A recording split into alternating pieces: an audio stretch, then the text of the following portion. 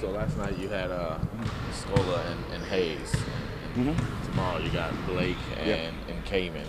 Challenge me stuffer. It doesn't get any easier, and that's how it's going to be for our basketball team. If you want to try to move in a certain direction in the NBA, there are no nights off, and so we got to jump right back into it again. But I like the fact that we have been rebounding the basketball, and I thought that would transfer to the regular season from preseason, and thus far it is doing that with our two big guys on the glass. How did you think you guys did on the interior defense last night? I think a little bit early on, we didn't make the guys work on the post. The second half, third quarter in particular, I think we fought the guys a little bit better. Their catches was now above the foul line, right above the block, mid-post area.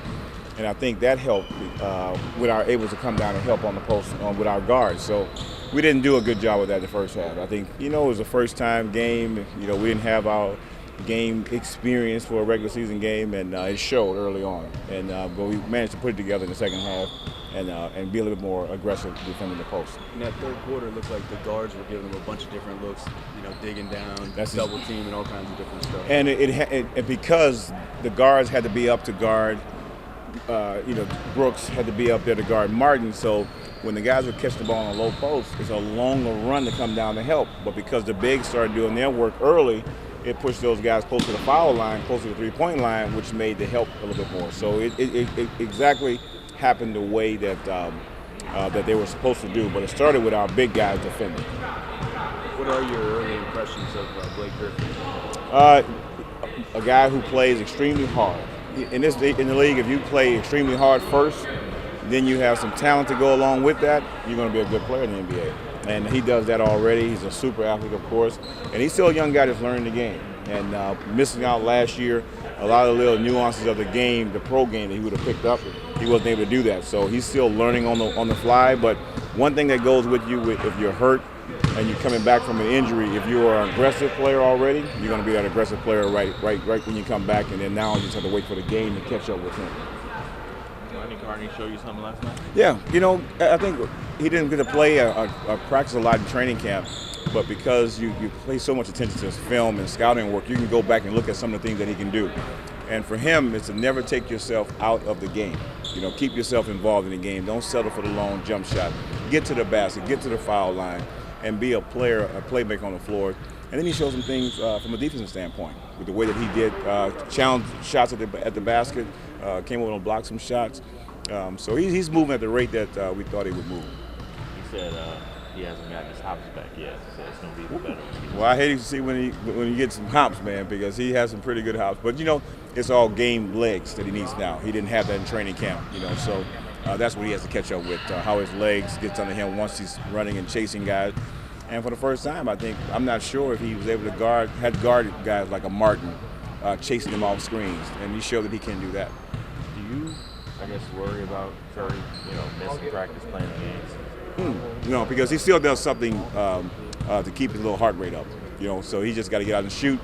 We still have all type of apparatus to get him get his heart rate up and running on the treadmill, running in the water treadmill, things like that. So the conditioning part, I think, is going to help him where he doesn't do the cutting, and we don't want him to land on someone's foot and have to miss some games because of that. So we have ways of keeping the guy actively engaged. They didn't early on last night. They didn't run a ton for Griffin. They just let him get his points in transition and off the offensive glass and stuff. Is that harder to game plan a defensive strategy off a guy who's not running sets? No, because the game is going to still slow down, out of bounds, timeouts, dead ball situations, and where you're going to still have to play him in the half court. So, but you have to match his energy. That's the number one thing, is how can you match his energy? We had a taste of that in the preseason. So how can we match this young man's energy? And it has to be a team effort because he's running him down the floor, he's getting to the rim, rebounds on the free throw line, getting to the glass. So he's doing everything that any coach would love when you just simply play hard. And when you can have a guy be successful on the floor by scoring or rebounding and you don't run plays for him, you can pencil that in every night that he's going to give you 10 points of just hustle plays and 5 rebounds on just hustle. Now when you put him in a situation, a set to where your ball is going to go to him and he develops that skill, he's going to be a good player.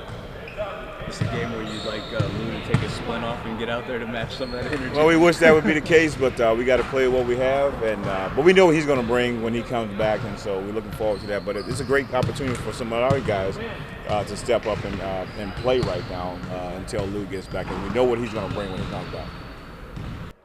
Yeah, I mean, like I said, that's something that's cool. I feel like I've been in the league long enough now that I'm well established enough that, like I've said from the start, it's going to be fun to do some things individually and to help lead this team.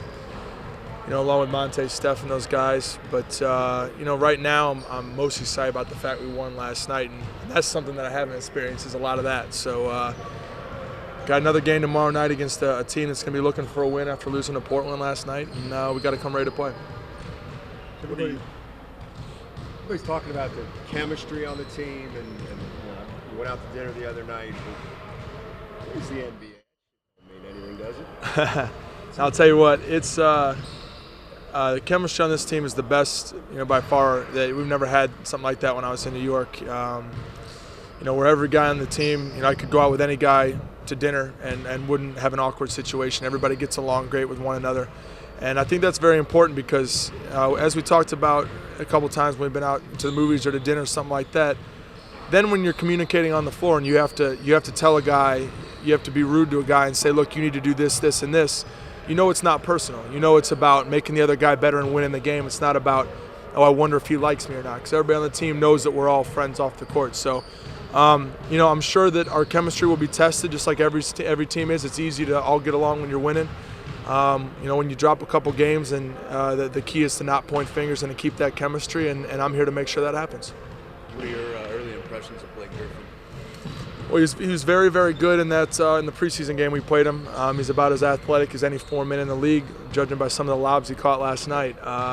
He's going to be a guy that, along with, Kaman didn't have his best game last night, but he's an all-star.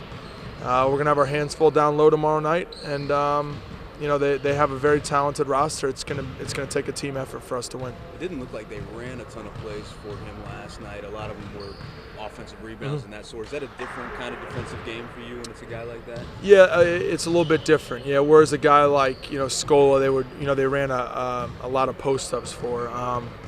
Those guys like Griffin, guys that aren't necessarily part of the main player, sometimes tough to guard because you're helping off on other guys and the shot goes up and you have to locate them, and if you don't locate them in time, you're going to be on Sports Center. So he got a lot of his in transition and offensive glass and hustle plays, and that's my specialty. So hopefully we're going to be able to get back on D, stop them from getting fast break opportunities, and play a lot better defense than we played the previous game. How tough is it guarding a guy like that? Like last night, you looked like you and Goose both were paying a lot of attention to what Aaron Brooks was doing, kind of helping off your guy, and you're going to have to do that again tomorrow night with Barron and Eric Gordon. Right. That's a part of team defense, and our rotations weren't as good as they were in the preseason, and we didn't do as good of a job staying in front of the ball at all 5 positions.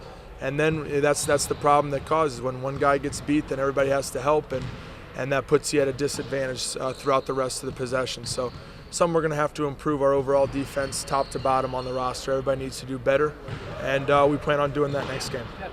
You look forward to a game like that where you can kind of introduce, say, a rookie to the league? No, I think he's doing just fine. Once again, our focus is to improve defense top to bottom. We out-rebounded the Rockets, who are a very good rebounding team, and we need to do that again against the Clippers. So if we can play better D and keep the rebounding advantage, we're going to give ourselves a good chance to win with our firepower. Hey, this is Monte Ellis. Follow us on Facebook and Twitter for exclusive coverage throughout the season.